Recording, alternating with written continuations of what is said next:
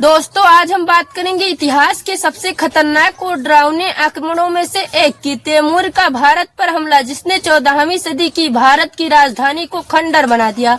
कहानी शुरू होती है 1398 ईस्वी से। उस समय भारत में दिल्ली की गद्दी पर बैठा था नसीरुद्दीन महमूद तुगलक, लेकिन असली सत्ता उसके सेनापति मलिक सरवर और कमजोर प्रशासन के हाथों में थी। उस समय दिल्ली में अव्यवस्था थी और दूसरी ओर बाहर की दुनिया में उभर रहा एक खतरनाक योद्धा तैमूर लंग, जिसे लोग तैमूर के नाम से जानते हैं। उसकी एक ख्वाहिश थी बड़े देशों को जीतना और अपना साम्राज्य फैलाना।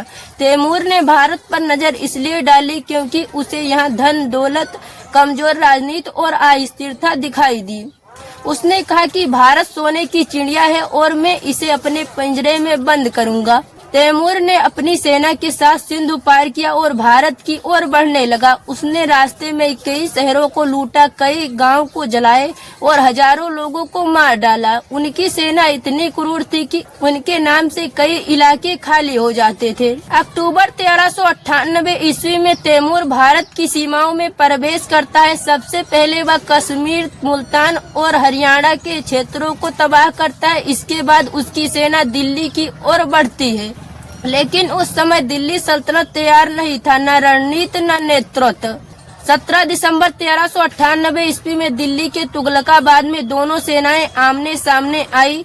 तैमूर की सेना घुड़सवार, धनुष और बारूद से लैस थी, जबकि दिल्ली की सेना कमजोर और असंगठित थी। युद्ध शुरू होते ही तैमूर ने अपनी पूरी ताकत झोंक दी और जल्द ही दिल्ली की सेना टूट गई।